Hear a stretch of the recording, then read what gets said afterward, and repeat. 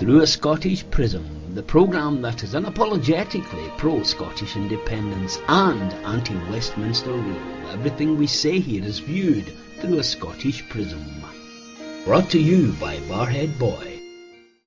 Well, welcome back, folks, to Through a Scottish Prism. Been a week since we last had a chat. I hope you're all well. Hope you're all keeping well, keeping out of mischief.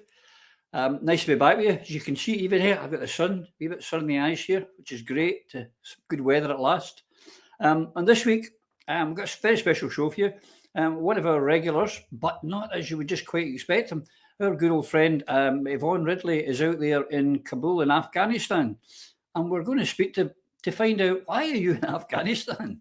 And exactly, she'll tell us. So I welcome to the show our good friend, Yvonne Ridley. Hi, great to see you.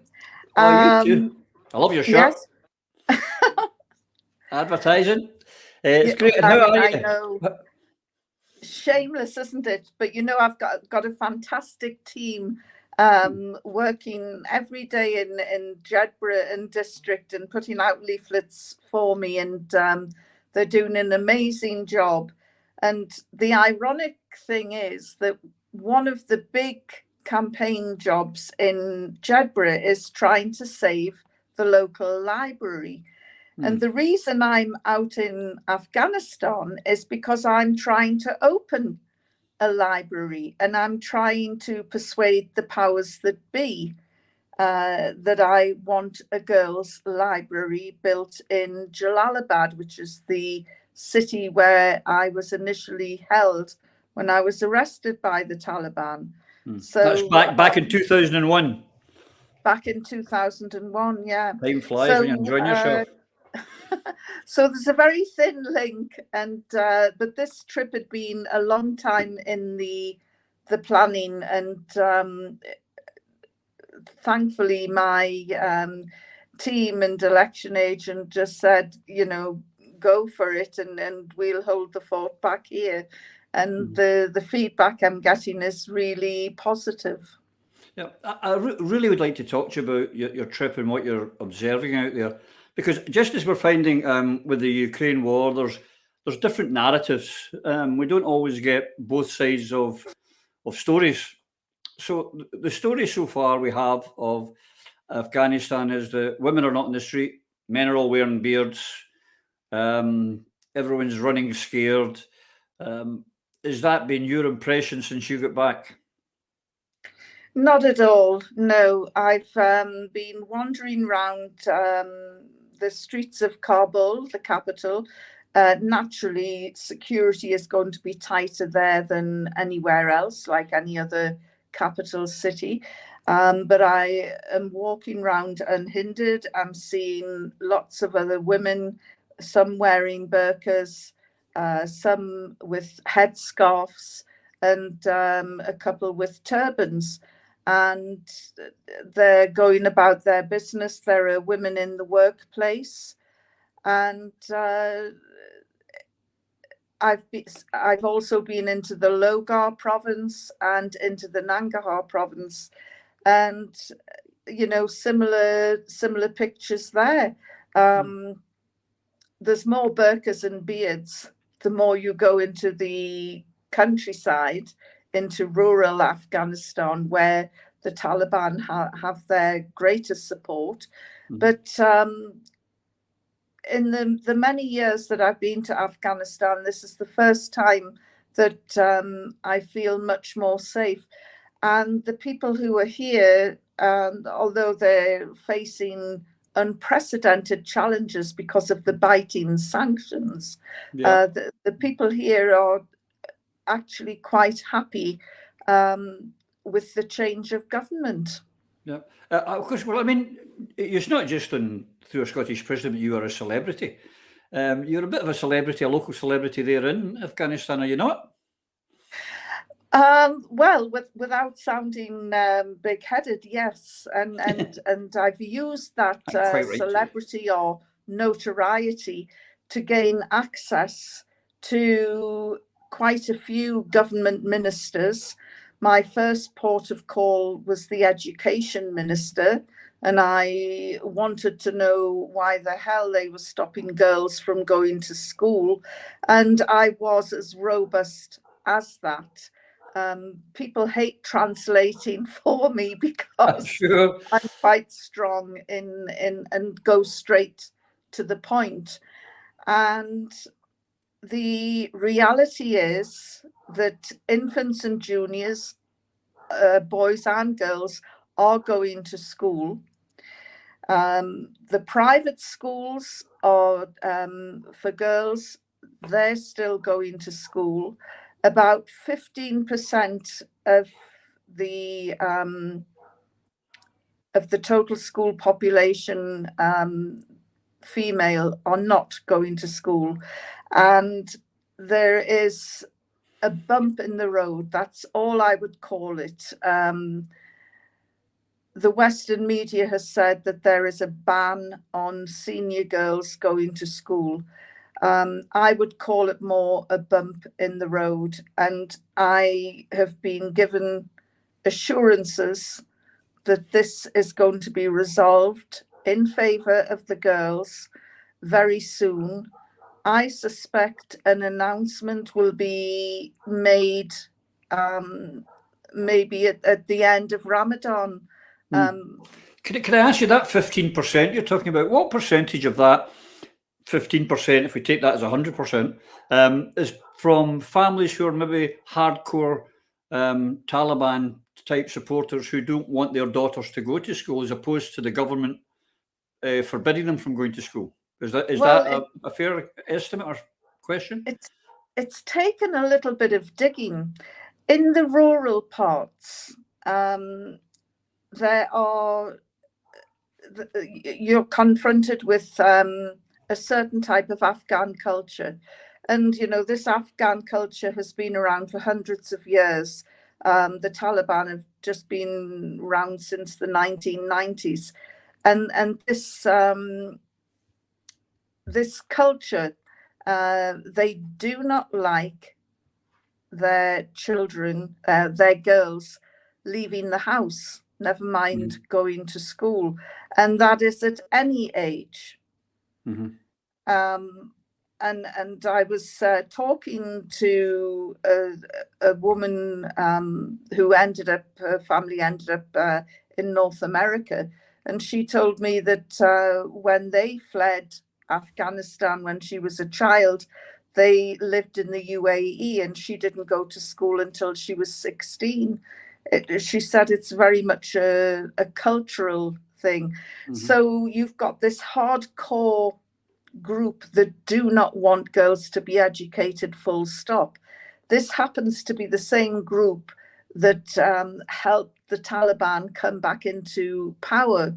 And, they do represent the majority of people in the rural areas. So you've got these cultural differences to overcome. Every single minister I have spoken to, and I've been through more than half a dozen ministries, it's like knocking on an open door.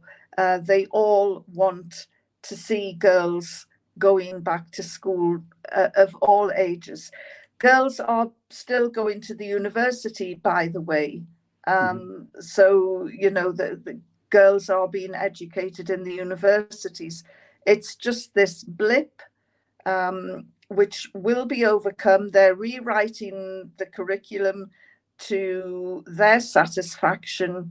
And I, as I say, have a feeling, because of the huge amount of pressure that's been put on them, I have a feeling that we'll see a decision coming through in a few weeks' time. Some of the leadership are from the pre-Soviet era, and of course they saw how young people who enjoyed secular education in the colleges and universities, how they rose up and brought down the monarchy. And some of this old guard, fossils I would call them, still hold this belief that education could be a dangerous thing, which is rubbish. And by the way, it is not Islamic. And I told the education minister, when I studied Islam, I discovered that the very first verse that was handed down gave an instruction to all Muslims, and that was Iqra, which means read. So, of course, they can't deny that. It's a fact. And so the talks have been very productive. And while we've been here, the Interior Ministry have announced that the opium crops are going to be banned, which is great news in Afghanistan. I'm not sure how the farmers will take it, because they were very well paid to produce 2 crops a year. It's a very easy crop to grow and doesn't take much labor intensive management. But everybody else should be really happy with this news. But I think the West should start to brace itself, especially areas in the inner cities in Scotland where there is a drug problem, because drug prices are going to shoot up. And along with that, crime will increase dramatically. It's one of the byproducts. And so it should be something that maybe the Scottish government should be proactive instead of reactive, because I think that the impact will hit in the next few months on the street back in Scotland. Yeah, but to go on when I was talking about you being a bit of a local celebrity, you were interviewed by the local Kabul television station. Yes, and it was. Tell us about the breakdown of the reporters, and they're all guys, was it, with beards and turbans? Well, you would think, wouldn't you? Because if you Western media tell me that.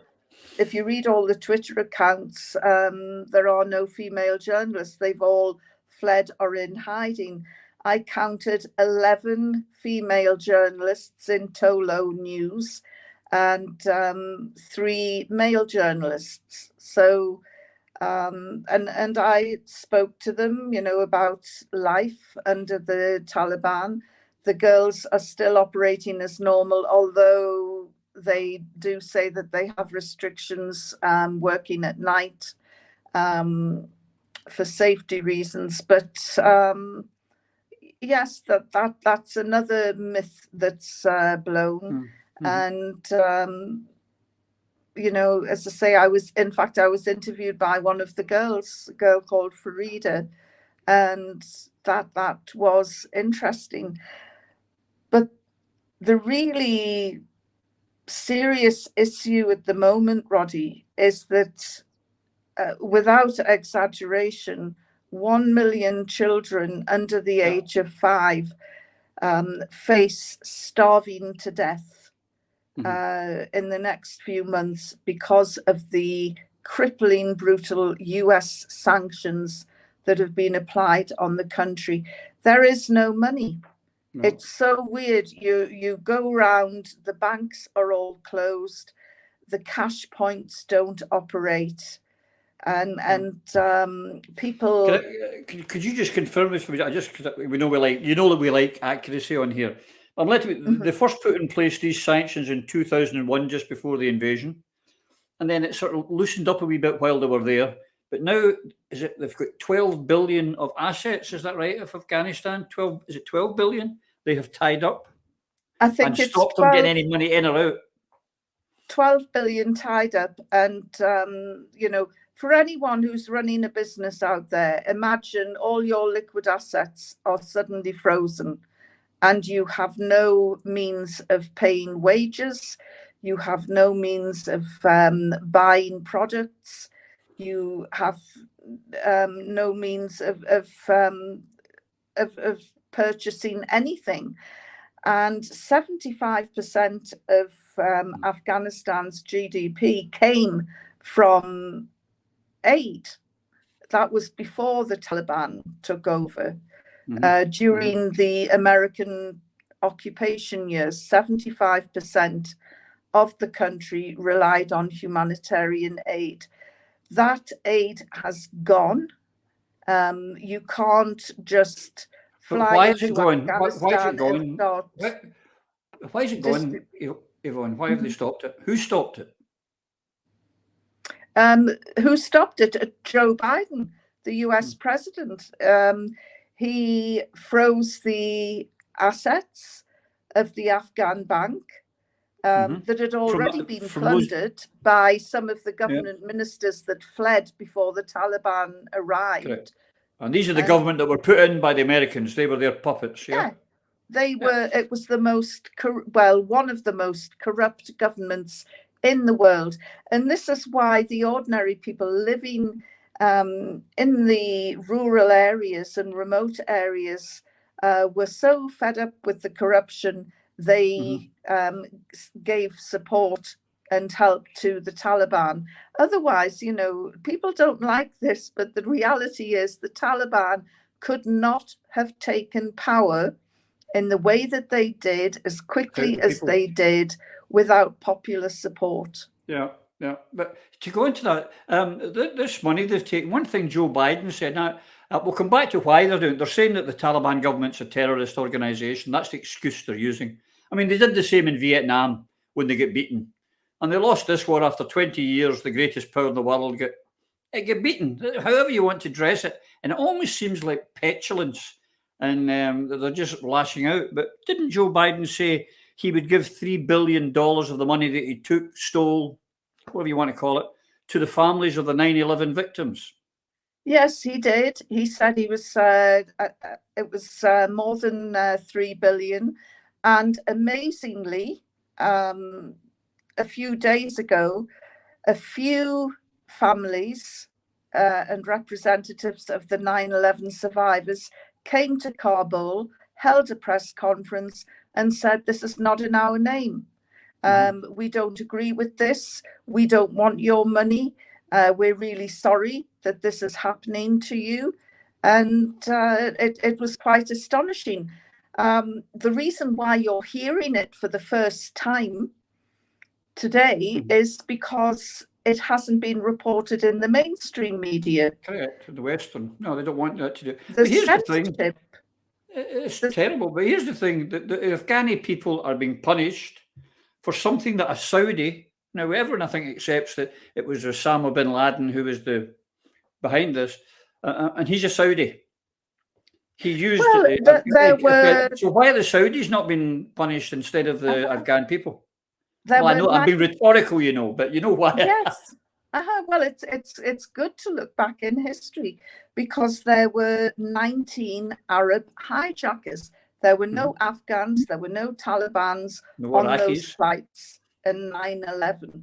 Just 19 Arab hijackers, and 15 or 16 of them were Saudis. From Saudi. And the leader of the actual hijacking cell was a Saudi called Mohammed Atta, who lived in Hamburg for more than 5 years. And he developed a cell in Hamburg and plotted the 9/11 atrocity from Hamburg. So, maybe Joe Biden should start freezing the assets of the German government, because it's about as logical as what he's doing to the Afghan people. But what he's doing to the Afghan people, this is economic warfare, and he is presiding over the starvation of children, and they will have a slow, lingering death at the hands of the US president. And that is where the buck stops. And more than a million children, we're not even going to the old or the infirm, but a million children under 5 face critical, just dying of a lack of nutrition. It's the 21st century. Yeah. And America is supposed to be the greatest superpower in the world, and their president is stopping food from going into the mouths of babies. That's what it amounts to. And he talks about Putin being a war criminal, especially for dropping those vacuum bombs. 5 years ago next week, the Americans were dropping the same bombs in the Nangarhar province. Yeah, but they're good guy bombs. They're good guys, really good guys. Well, just because, Afghan women and children don't watch Netflix or go to the movies, it doesn't make their lives any less valuable than the lives of mothers and daughters in Ukraine. Absolutely. Oh, and another place where they're doing it, and Americans have got to take responsibility as well, is, of course, the Yemen, where babies are starving to death as well, under similar circumstances. Well, that's the Saudis. Yes, exactly. That are involved there. And they've been using British bombs to bomb families over there. It really is shocking. Yesterday I was in Jalalabad. The day before I was in the Logar province. That is the most bombed area in Afghanistan during the 20-year US occupation. And not one family has had a positive outcome from that occupation. But of course, because these people don't speak English, because they don't write letters to the Times, because they don't have the liberal elite fighting their corner, nobody's interested in hearing what they have to say. And these people, put up a lot of heroic resistance to the American occupation, but they also did during the Russian occupation as well. But isn't that an irony, Yvonne? Who actually funded the Taliban in the first place to fight the Russians? Was it not the Americans, same as they funded Saddam Hussein when it suited their needs? There is a horrible irony in all that. Yeah. But, to anyone who's listening, if you've got a few pennies, pop them in a tin for Afghanistan, because it really is heartbreaking. And there's a lot of aid and charities that are very limited in what they can do. They have to get permission from their governments first before they can come out and put bread on the table. I mean, how shocking is that? When did you have to get government permission to put a piece of bread on a table? It's absolutely barbaric, criminal and primitive what the West are now doing to Afghanistan. It's economic warfare, which is actually going to kill far more children and the old and the infirm than any bombs could do. Yeah, and maybe you could tip the wink to us all about what's a good charity to help the Afghani people that doesn't hopefully have one of these CEOs who earns 400 grand a year.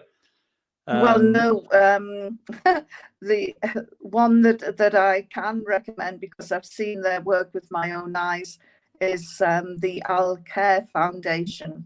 That's ALKHAIR Foundation.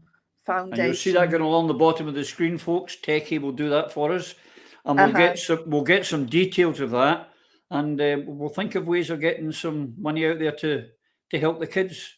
All the focus and attention at the moment's in Eastern Europe, of course, but as I've been trying to point out, there's people in other parts of the world like Afghanistan, Syria, Palestine, Yemen, who are also dying and also under siege and bomb and bullet, but they don't get the same coverage, unfortunately.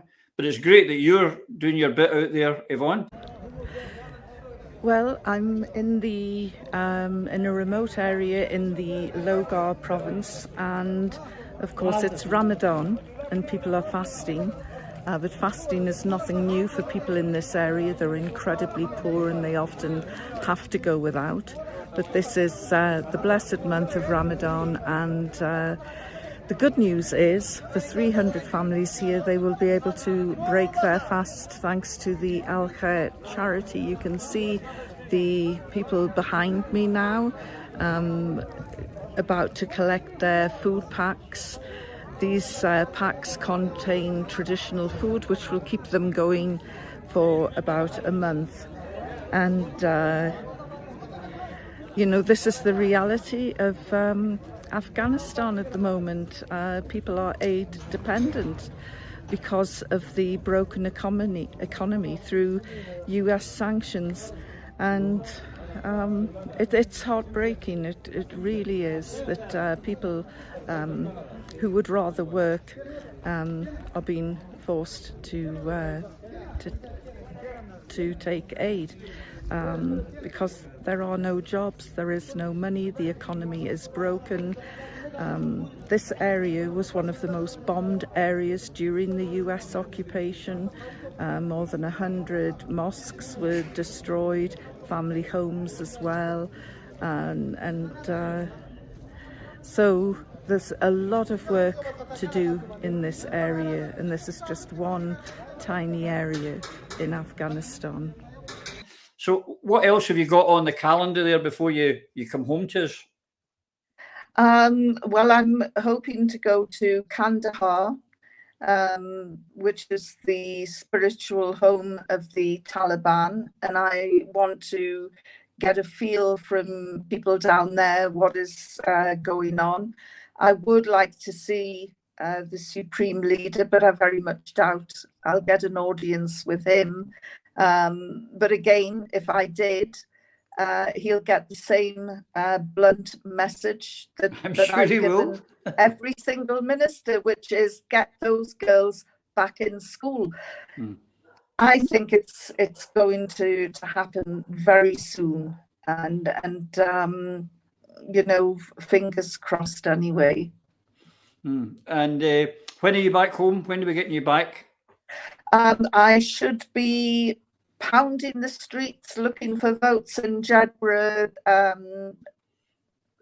by about April the 15th. Oh, fantastic, fantastic! Because we've missed you. We're happy what you're doing, but we miss you. We want you back. We need you for the cause. Yes, I want to be back. I know some people some voters in Jedburgh are unhappy, saying, you know, what is the point of her being over there, and if she wants to stand here? Well, one of the things that I am learning over here is negotiating skills. And if I can negotiate with the Taliban, I'm sure I can negotiate with Scottish Borders Council. My money would always be on you every single time, Yvonne. Yvonne, we've come to the end of our time. As always, it's such a pleasure to talk to you and such a joy. And we'll look forward to seeing you back home again soon. Until then, you know, you, as I say to everyone, but you please especially take care of yourself there. Okay, take care. Bye. Well, that was wonderful there from our very own Yvonne in Kabul. Very enlightening, very interesting, and I hope you found it interesting. Now, to help me discuss that, and also to discuss other matters going on this week, because the world is moving in very rapidly in so many different directions, I am joined by, of course, the Coatbridge Cavalier himself up there in India, Phil Boswell. And I'm delighted to welcome for the first time as one of our panelists, as opposed to an interviewee, it's the wonderful Sara Salyers. Hi. Sara, welcome. Thanks. From your grand tour of Hampden Park and your superstardom. Oh, I hope you haven't gone diva on us. It's very, very unlikely. It doesn't suit that kind of front of center. Doesn't suit me. I'm much happier behind the scenes, digging away and finding things out and publishing them. Yeah, so still pay the we'll still pay double the fee we normally do, which is twice or nothing. I'll take that. Thank you. Yes. So welcome and thank you for joining me. Sara, I'll start with you. You've just watched a magnificent interview with our Yvonne there in Kabul. one, I've got to just say, she's so magnificent and so unassuming, but so informative. Yeah, and she's inspiring. And there's a little bit of a sort of a pain in the heart about it, because you're reminded of what real journalism looks like. You know, what we once were able to expect, what we once honored, because it does such an important job in the world, real journalism. You know, real accurate information that when you've got serious and complicated issues, real journalism, you know, that kind of honesty and courage and ability to analyze what's going on and report factually, and you understand what the different dynamics of a situation are, and so that keeps those that might not otherwise be accountable, and it also helps push, you know, the push peace, because if you're going to get peace in a region, you've got to acknowledge all the dynamics, and everybody has to come to the table. You have to resolve it. And Absolutely. you know, and so what real journalists used to do, and she does, is she makes that possible. She kind of provides fuel for that whole, you know, the momentum for that. But is she being reported on any of the mainstream media? Are we hearing any of this? No, she's not. No, it's heartbreaking. Yep, it is. Phil, here's the thing. We're painted a picture. I mean, you know, I've been in the wars over the last few weeks with the Ukrainian thing, and we'll come back to that, no doubt. But here's the thing. We were told, Phil, that in Afghanistan, the women are terrified sitting in their house. The Taliban are hated. They won't talk to women. No one's going to school. Everyone has to have a beard. And then there you've got Yvonne telling us the exact opposite. Again, we've got to stop believing what the corporate Western media are telling us and get facts from all sides. That's all we want, is the truth. We just want the truth, but we're never going to get it from the Western corporate media, are we? Well, sometimes you do, and that's the thing. But you've got to make your own mind up by watching both sides, and principled individuals, people that need to be contended with, such as Yvonne. She approaches life by telling the truth, and which cuts through the propaganda. Now, that's not to say she's going to be right all the time, and that's not to say we who are the consumers of this information are going to get it right all the time, because one, there's a limit to what information we're going to be exposed to in the first place. Second, there's a limit in our processes, and then there's the bias that we all consciously or subconsciously have. So you know, the stuff that Jason Michael's done recently, I know he's been accused of being pro-Russian, but it's utter nonsense. What he's doing is showing the side that people are not seeing. And that's invaluable for people of independent mind, and more power to people like Yvonne. Yeah. It's Sara, when she says if she gets her meeting with the Grand Leader or the Supreme Leader, Supreme Leader, she'll give him a piece of her mind. We know that's a truth. She will give him a piece of her mind. She won't hang back.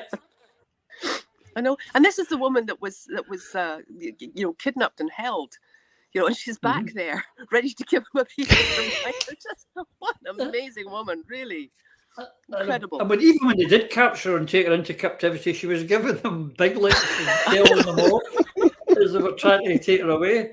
She wasn't standing back when she was. I mean, I had a great interview with her on the show. Oh, brilliant! And when they come in with her food, she was giving them laldi. She's wonderful. Yeah, she is. As you say, to go back into that environment, the real terrible point, the worst point that comes out in this, Sara, is that, you know, let's, you know, stop on the moving on from Yvonne, is the fact that the Americans, after 20 years of bombing that place back to the Middle Ages, of killing and mayhem, they stole, and that's the only word you can use, stole, because it seems to me almost like, maybe I'm simplifying it, but it feels like petulance. Oh, well, you beat us, so we're taking all your money away and we're going to starve your children. It goes back to what Marion Albright said about Iraq, about all these kids that were starved to death, a price worth paying. I think it's appalling. Why, you know, you lost the war, give them back their money. It's their money, it's not yours. Yeah, well, I think, you know, we're seeing more, and if you actually look back, all the way back to the illegal Iraq invasion, we saw a narrative which pretty well the whole world now knows was a total fabrication. Yeah. And nobody was held accountable for that. Interestingly, I am absolutely not in favor of the death penalty, but the only capital crime, the last time I looked into it, still on the UK legal statute book, is treason. And one of the things that qualifies as treason is leading your country into a war on falsified grounds. So actually, if Blair was ever put on trial for that, you're looking at a capital sentence. It's the only one is still there. But there's been no accountability. And then you look at what happened. Look at Libya, what we now know about that. Syria, Assad was supposed to have gassed his own people, and he absolutely, the UN and international inspectors discovered he did not.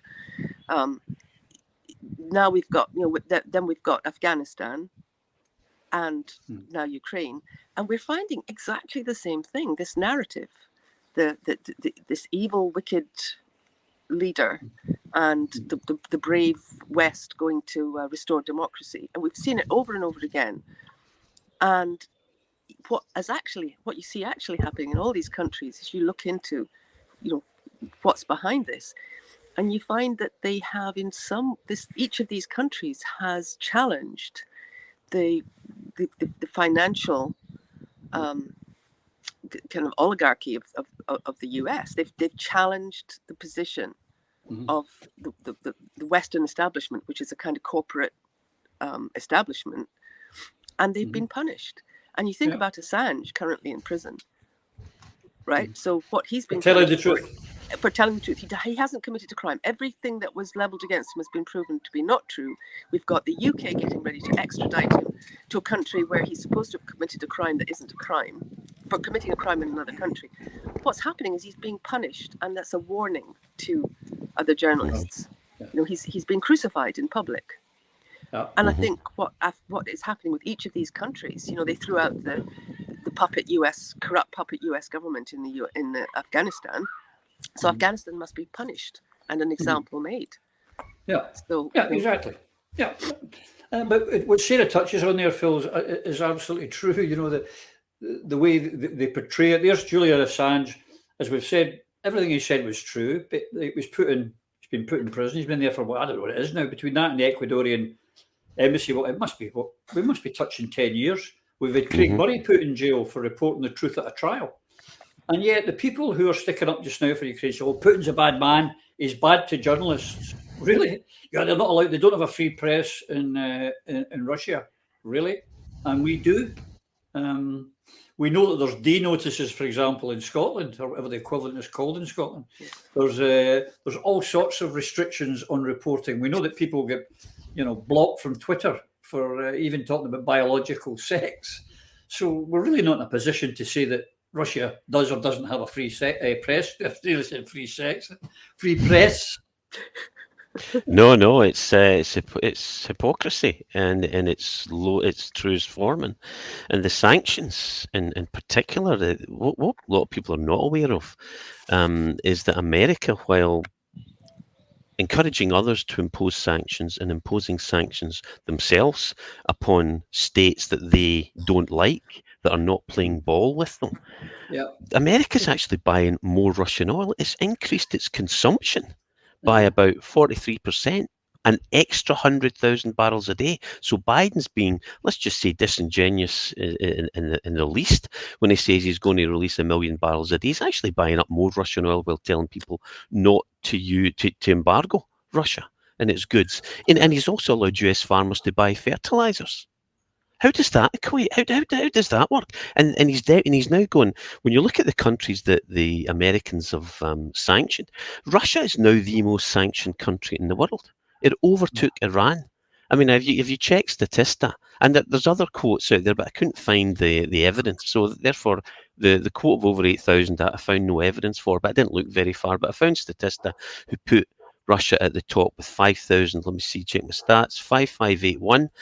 Iran on 3,616. Syria, North Korea, Venezuela Venezuela's still on the list, and of course Palestine. Palestine's of course been persecuted, but the Venezuelans have got 651 according to the last Statista report, and yet this Maduro, who's been the Americans have tried to depose several times.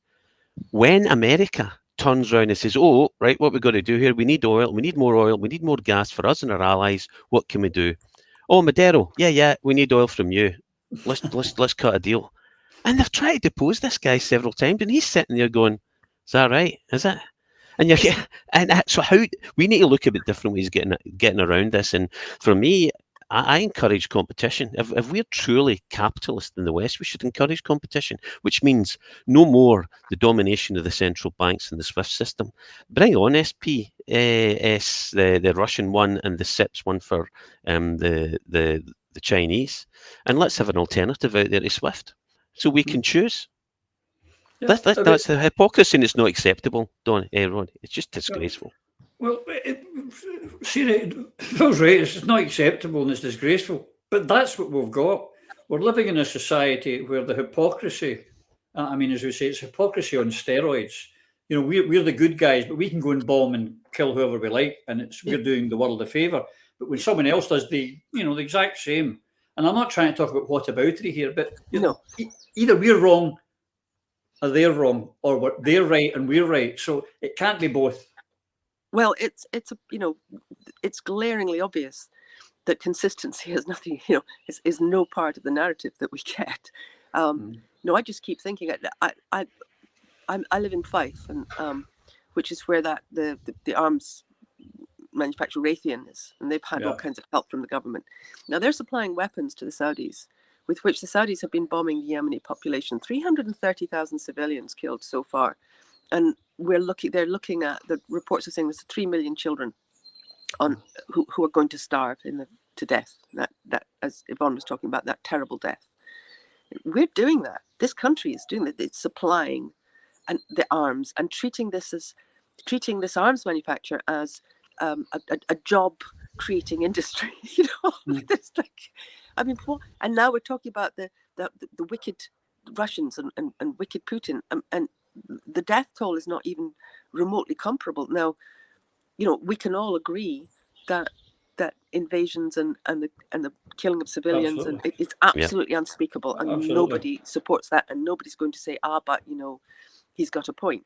No, what we should be saying is, well, hang on a minute. If this is atrocious and we need to do something about it, then we certainly need to be doing something about what's happening in Yemen, and what's still happening in Syria, and what's happening in Afghanistan and Palestine. Oh my God, and for how long that's gone on, these horrors. So either we take a stand against inhumanity and atrocity, or we say it's all fine. It doesn't matter who's doing it where. You can't. But people seem to be willing to go along with it. I don't understand why people are so willing to go along with the narrative when it's so clear. We've had it in our faces since Iraq. Yeah, why are we not learning? It's the big box in the corner that tells them, with the soothing voice from BBC House, that this is terrible, but this is okay. That's why it's propaganda. Goebbels would love it. The propaganda is magnificent. But to go to Palestine, and let's just take Iraq, Phil, as one example. He allegedly broke a UN sanction resolution, and for that his country was bombed into the Middle Ages, and there is arguably up to 1 million people dead because of it. For over 55-year period, the Israelis have ignored 46 UN resolutions, and nothing happens. Nothing. They just keep doing whatever they want. They keep stealing land. They keep killing people. And if you dare mention it, you are under attack. You're an anti-Semite. You're a Holocaust denier. You're a bad person. Same as I'm now pro-Putin. I am a Russian. I'm a Rusky. I'll have to. We did a spoof a few months ago. Myself, a good old grouse beater, and put on Russian hats when we were I'm going to get that off the internet. I'll be telling you, I'll be getting arrested for treason. But that's the problem, Phil. Yeah, it is. And when you look at Israel, and there's something called the Yemen plan, and it's not the conspiracy theories. It's a publication in Israel by a journalist who sets out the strategy that he reckons his country should and is adopting to destabilize the Middle East. And if you look at it and you follow the suggestion, it's nothing new. It's nothing new. It's the same as the British Empire did: divide and rule. You put Shia against Sunni. You put Ba'ath Party, which is basically, ironically, in Iraq, as you mentioned, which the Ba'ath Party, the majority of people in Iraq are actually Shia. Most people were unaware of that. And the Ba'ath Party are a minority Sunni organisation that the Saudis were quite happy to keep in control. Their enemy is Iran, not Iraq. And an American, its greed went after Iraq. It pissed off the Saudis, who's their biggest ally for the petrodollar. The American petrodollar keeps the Saudis afloat. It keeps the Americans afloat. So the Saudi petrodollar keeps the American economy afloat, as I said before, after their currency went fiat in 71.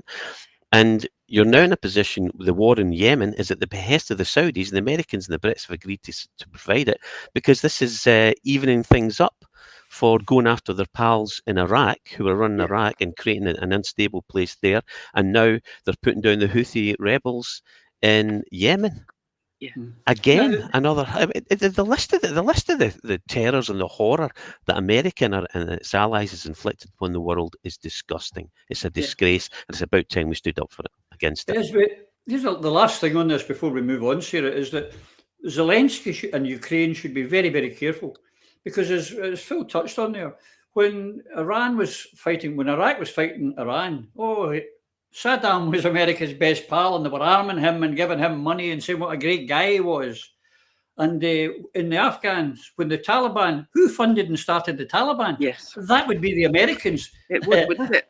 Yeah, because they were fighting the big bad Russians, and when it suited them, bang, bang. So Mr. Zelensky in Ukraine should be very careful. If it suddenly suits America, they will turn on them and bomb them back to the Middle Ages. Yeah, well, I think he's already... beginning to discover that the degree of support that he was expecting to get isn't materializing. Mm-hmm. And I also think that, and fingers crossed, the truth about the Ukrainian situation is beginning to come up much more quickly than, say, the truth about Iraq did, or Syria did, or Libya did. There's Chris Williamson reposted, and so I downloaded and read an article in the Apostle by a peace negotiator by the name of Jack Bode. Yeah, and he goes through just meticulously what the situation was in the Ukraine. It's completely counter to the Western narrative. You can pick it up, put it next to the narrative about Afghanistan, and go, there we go again. And he comes to the end of it, and he says something very interesting. This latest I don't know what you want to call it, but this emergency, this hideous situation, this is not about the West protecting the people of Ukraine. It never was. And when you look at it, you can see that it never was. It's about fighting Russia. Mm-hmm. It's all about fighting Russia. Yeah, and bleeding Russia. And of course, then when this is all over, they'll go around all the surrounding NATO countries like Poland and Lithuania and Latvia and Estonia and say, you need more American weapons. And here you are, give us your money.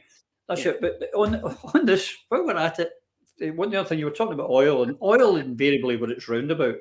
But in 2014, Phil, we all found out, of course, that oil was running out in Scotland.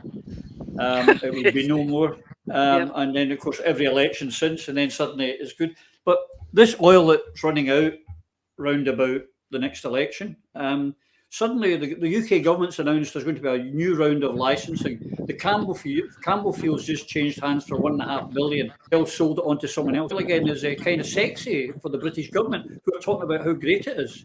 Can people not see through the lie, Phil? They should, and I was going to say hell mend them for naught, but it brings hell to all of us, because we're stuck with this union until people wake the hell up. Mm-hmm. And when you're talking about oil in the military-industrial complex, it is all about money, and they go hand in hand. Yes, absolutely. They go absolutely hand in hand. And the dollar was up at the price of oil was up at $140 a barrel. And what people are not aware of is that all oil, like WTI, is West Texas crude. Okay, it's a West Texas. It's a blend, and it's always cheaper. That's one of the biggest traded commodities. Brent crude, which is a tolerance spec for oil in Scotland, is one of the highest quality grades around. It's always one of the most expensive oils around. We're surrounded in a sea of resources that are invaluable, absolutely invaluable. But coming back to the defence in Afghanistan, and American defence spending in, I think it was 10 years ago, if you remember, there was a brilliant clip. It was quite famous. It's about 10 years ago, Jeff Daniels in the newsroom, and he came out, and if you watch that, I thoroughly recommend everybody watch that, because it's a fabulous clip. You now know you've got Techie swearing at you, because she's going, yeah, I've got to go and find this now. Well, it's easy to find, and if you do, you pay attention to, there's a section in it where he says America's not the greatest country in the world anymore, and there's only 3 categories in which we now lead. 1, the number of citizens incarcerated per capita. 2, the number of adults who believe angels are real. And 3, defence spending, where we spend more than the next 26 countries put together, 25 of whom are allies. Now, that was 10 years ago when defence spending was $725 billion in America. It's now, or last year, $811 billion. And this is a country that is not civilized enough to give its own people the basic healthcare cover that they deserve, with 500,000 going bankrupt every year. They don't give a damn about their own people. Why would they give a damn about anybody else? Sharon, the NEA is a loser. Yeah, it accounts for a penny out of our paycheck, but he gets to hit you with it anytime he wants. It doesn't cost money. It costs votes. It costs airtime and column inches. You know why people don't like liberals? Because they lose. If liberals are so fucking smart, how come they lose so goddamn always? Hey. And with a straight face, you're going to tell students that America is so star-spangled awesome that we're the only ones in the world who have freedom? Canada has freedom. Japan has freedom. The UK, France, Italy, Germany, Spain, Australia, Belgium has freedom. So 207 sovereign states in the world, like 180 of them have freedom. All right. And yeah, you, sorority girl, just in case you accidentally wander into a voting booth one day, there's some things you should know. And one of them is, there is absolutely no evidence to support the statement that we're the greatest country in the world. We're 7th in literacy, 27th in math, 22nd in science, 49th in life expectancy, 178th in infant mortality, 3rd in median household income, number 4 in labor force, and number 4 in exports. We lead the world in only 3 categories: number of incarcerated citizens per capita, number of adults who believe angels are real, and defense spending, where we spend more than the next 26 countries combined, 25 of whom are allies. I would call it defence spending. I'll call it offensive spending, because that's what it is. It's weapons of destruction. They're getting into, just as Afghanistan. What do they do in Afghanistan? 20-year war, made a lot of money, walked away with their old kit, leaving it in the hands of the Taliban. They knew they'd come back in. They picked it up, and before you know it, they take the sanctions and steal their money, create havoc, starve people to death. And how Biden can call himself an Irishman? What Irish man or woman would starve people to death after what the Irish have been through? The guy's a disgrace and has no right. I carry an Irish passport, and that guy doesn't represent Ireland. He's an absolute disgrace. And I'm deeply proud of the work she's doing as First Lady with Joining Forces Initiative. She started with Michelle Obama when she was Vice President, and now carries on. America is a nation that can be defined in a single word. I was in the foothills of the Himalayas with Xi Jinping.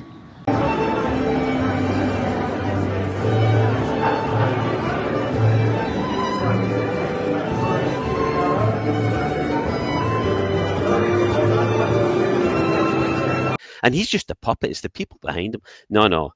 It's the oil industry, big pharma, and the military-industrial complex we need to get at, and big banks, financial services. These are the people that need to be held to account.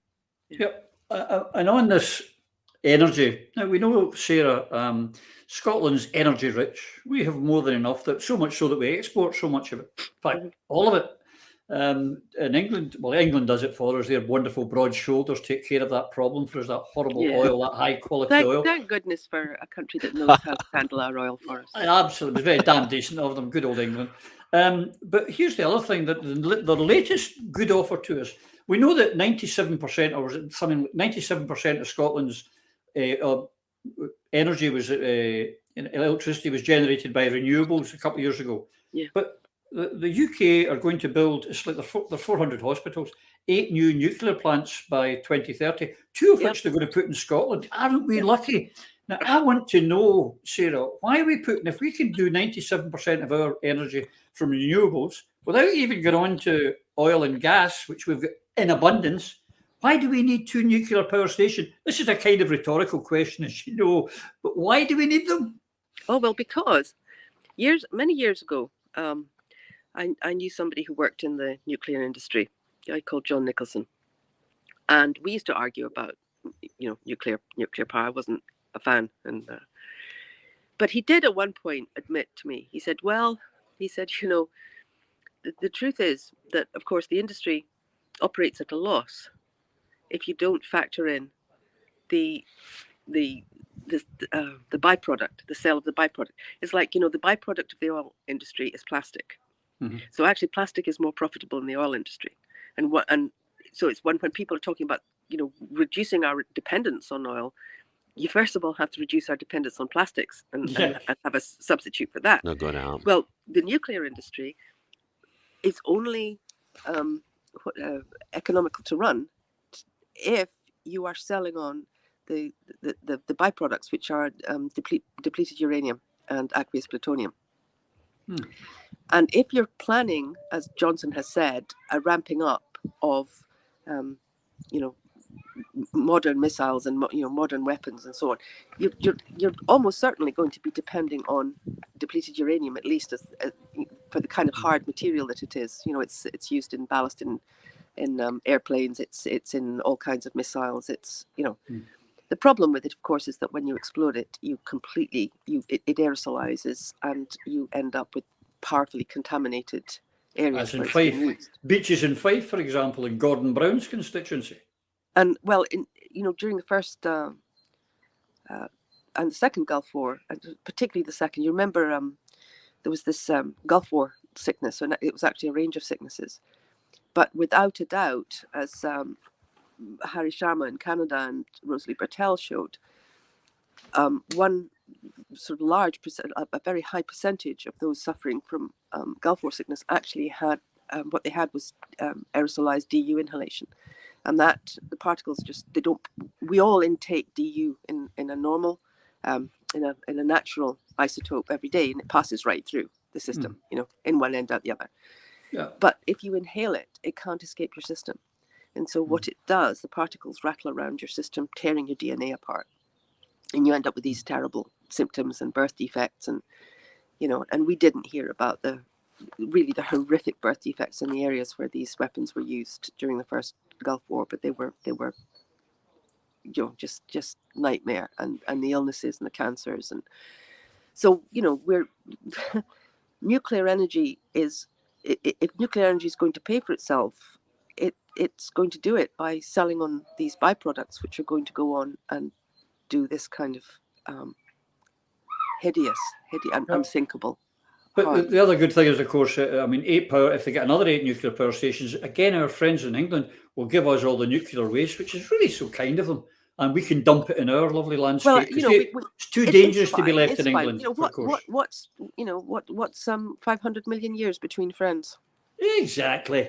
But while we're on it, Phil, because the clock's ticking here, and there's a couple of things I want to go into, because the only way we can get out of this mess of being involved in foreign illegal wars and the murdering of innocent civilians and of nuclear waste in our waters and nuclear weapons and becoming a target is to become independent. Now, the most important thing, and I'm going to have a go at your party here, Phil, because we've got an election coming up, and this week recently your party was saying through Mike Russell and a few others they were going to reach out their hand to fellow independentistas, and we would, unite towards this so-called referendum that's coming in 2023. And here we find this week they've put out a begging bowl letter to all their members, and people, incidentally, who have left the party over a year ago are still getting the begging letter, saying only vote SNP 1-2, just like last year. Don't vote for any other independence parties. Don't vote for any other party, which means that they're actually once again enabling the unionists. They're moving us away from independence, not towards it. Phil, I'm going to just say it's a disgrace. It's a betrayal. It is a betrayal, and that's a word that I've used sparingly and initially quite some time ago, but it's come to tragic fruition. And Mike's a decent guy, but what he's caught between is loyalty to your party and the full knowledge that your party is betraying the core principle of the SNP and the people on whose shoulders you stand and the people whose votes you rely upon. So no, and then it's quite obvious. Mike's coming to the end of his career. He's winding down now. That's why he was given this poison chalice to make this announcement that will not come to fruition. Yeah. That has no chance of the 23 referendum next year. There's no chance that SNP are going to change policy, and I hold the current leadership of the SNP entirely responsible for the state we are in, for failing to pick up the offer from Alba to get a plebiscite when we had the chance, because the rules are going to change by next time. The rules will be changed by the next time we get the chance to do this. And by the time the people in Scotland wake up to the deceit and the betrayal of the current leadership of the SNP, I think the goalposts will again have been changed. And this is why I'm all for what Sara and the team are doing.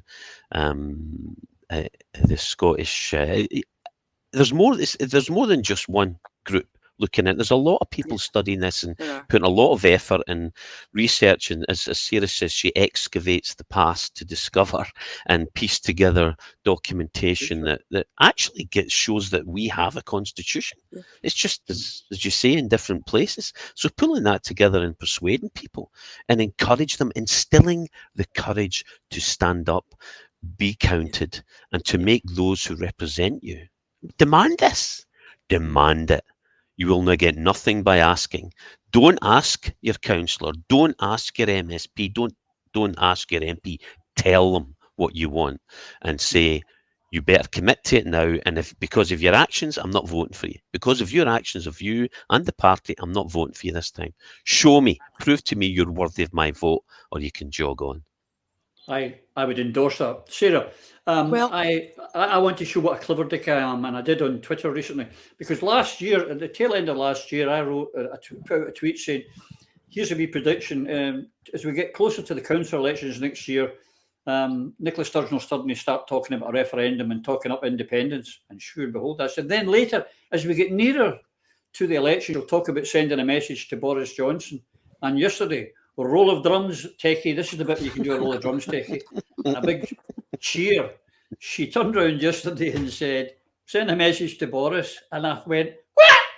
I was right. And you have a crystal ball there. No question. Well, that's another story for another show, but we'll come back to that. She's taking the piss, is the only way to put it. Good old barhead vernacular. And she's lying and cheating the people, and they need to waken up before it's too late, because all she's doing, Sara, is enabling the election of unionists by telling them only to vote SNP 1-2. Yeah, well, it is. You don't really need a crystal ball to know what she was going to do. But it's interesting that fairly outspoken SNP supporters are now starting to say, what the heck is going on here? There's Peter Bell had an article, and absolutely, he's kind of, what are they talking about? They're saying, this David Torrance thing. They're saying that the SNP agrees they don't have the authority to call a referendum on their own. They have to ask Westminster, and he's the shock. A poor guy, I can only say to you haven't been paying attention, and Gordon Ross, IndyCar, I'm getting ready to withdraw my support. This is getting ridiculous. Well, it might have taken a while, but I think people are catching up. But I think it's it's like tram lines. If you don't do what we say, we'll vote you out. Yeah, but exactly, who else do you vote for and who's going to replace them? So the reason that I think the constitutional route is so interesting, and by all the recognized international markers of what a constitution is and where it has been recognized and ratified, we have a core constitution. And the more I look at it, because I said to somebody, it's like the scarecrow. You've been sitting looking at a scarecrow in the field, and suddenly this bogly thing moves, and you realize it wasn't a scarecrow. Mm-hmm. It was alive. It was a person all the time. And so you go back and you look at this claim of right. One of the amazing things in that is nowhere else, in the kind of that from that time and before. It implies, it says that the various things that are done subvert the aims of government. What it says is that the aims of government is not to support the nobility and the establishment and the monarch. It's to serve the people. The aims of government is the good of the people. Yeah. That is something to be so proud of, and it's completely opposed. What was happening in England, you take Norman feudalism, you can see how that worked, and everything down below that was there to serve the layer above it. Scotland had something completely different, and it was ratified and it was protected. And we can do a great deal by putting that in place where it's supposed to be, where legally and under international and domestic law, we're entitled to have it in place. Think about what happens if the good of the people is the aim of government, is the first requirement of those who have power. Mm-hmm. What does that do to all these policies? And if we had this right of redress, salvo, we have that in place, how that changes everything. So you're coming from a completely different, you're coming at it from a completely different viewpoint. One of the things I'd like to do is, I've heard a lot of politicians, Mike and Nicola Sturgeon talking about popular sovereignty. Popular sovereignty is a myth unless there's a mechanism for it. Mm-hmm. And Scotland did have a mechanism. Does have. Well, the mechanism for popular sovereignty isn't representative democracy, because in Scotland, those who had the power were borrowing it from the people. And there had to be a second chamber, and there was, that represented the lenders, not the borrowers. So we're lending you our power so that you can act in our interest. And if you stop acting in our interest, we'll step in, via second chamber. They can't be the one thing, because, it's like if you don't lend yourself the money for your mortgage. You get this money, you have to pay it back. You have to show that you're doing your due diligence, as they say in America. And it's the same with governmental power. And we've got used to thinking that those who, because that's the way it works in England and works right now, that those who represent the people and have the people's mandate also hold the power to decide what to do with that without accountability. And that's why the Scottish system was so amazing. And no, once you hand your power over and say, okay, we'll vote for you, you've now got the power to act in my interests. You then say, and by the way, you hold yourself account. You hold yourself to account if you don't do that. You're saying, okay, here's the key to the hen house, Mr. Fox. We trust you. Yeah. No, we can't. That doesn't work. So, that's part of the Scottish Constitution, is that we had this. Actually, we had more than one chamber, and we also had. I don't think we're going to have time for all of this. We used to have a common good. We used to have a fund for the common good. Yeah. And it was administered by the borough conventions through the central one, the assembly. That would have been, if that had been updated, they'd never have allowed the sell off of the offshore energy, because they'd have said, where's the bit Crown Estates. The common good? Yeah. Well, exactly. But it comes back, we've gone full circle here, because once the clock's beating us, and the full circle is that box in the corner, and that foreign-owned media has sent so much propaganda. The people accept what they shouldn't be accepting. And just as they're accepting this narrative about the Ukraine, they're accepting the narrative about Scotland, they've accepted the narrative about Libya and Iraq and Iran, and all of them are wrong, folks. And stop accepting, start researching, be like Sara, Phil, myself and others. Do your own research. I'm not telling you what to think. I'm telling you to think for yourself, and that's what you need to do. 100%. A couple of wee points, sorry, just to finish. The sanctions, going back to these sanctions, I don't think enough can be said about this, and also why they don't work and who actually suffers. It's not, they're designed to remove alleged despots or regime change. That's what they're designed to do. They also enrich certain people. For example, What did the West do with the funds they kept? The 12 billion that's supposed to feed the Afghan people, where is that right now? I know there was some talk, and Yvonne spoke about giving some of it to the victims of 9/11, which were Saudis, absolutely nothing to do with Afghanistan. But that's evil personified. And the other thing that these sanctions tend not to work. It's a classic Nietzsche quote, and he says, "He who has a why to live for can withstand almost any how." Translated from the German, it doesn't quite flow quite so well. But basically, if you're principled, like if you're Cuba, Palestine, Venezuela, any of these countries, Afghanistan, where the people have elected a government, they wanted to get rid of the corruption, as Yvonne has pointed out. They will take it. They will withstand this oppression. And what we're getting here instead, it's the West persecuting the poor people of these countries around the world, victimising them, and eventually taking them out through war. It's an absolute disgrace, and we've got to stand up to it. There's another thing about banking that people maybe are not aware of, they should look into: the Islamic bank system. Under the Islamic bank system, interest is illegal. Yeah, think about that. It used to be the same in this country. Anyway, we have to stop. Honestly, we've run out of time, folks. We cannot go on anymore, much as I'd like to. And maybe there's some people watching and put a comment, "Oh, you should let it go." You can't. Well, maybe it means we keep you hungry for more. And on that, some of you who follow me on Twitter will know that I've requested any member of a unionist party and also anyone from the SNP or Greens who supports the GRA for reform, self-ID reform, to get in touch, and we would like to have an open debate. Either on unionism and on the GRA reform. We will give you a fair platform. So if your way is so good and you believe in your case, I expect to hear from some of you. We'll see. I'll keep you updated on that. But until I see you all again next week, please, all of you, take care. Through a Scottish Prism, the programme that is unapologetically pro-Scottish independence and anti-Westminster rule. Everything we say here is viewed through a Scottish prism. Brought to you by Barhead Boy.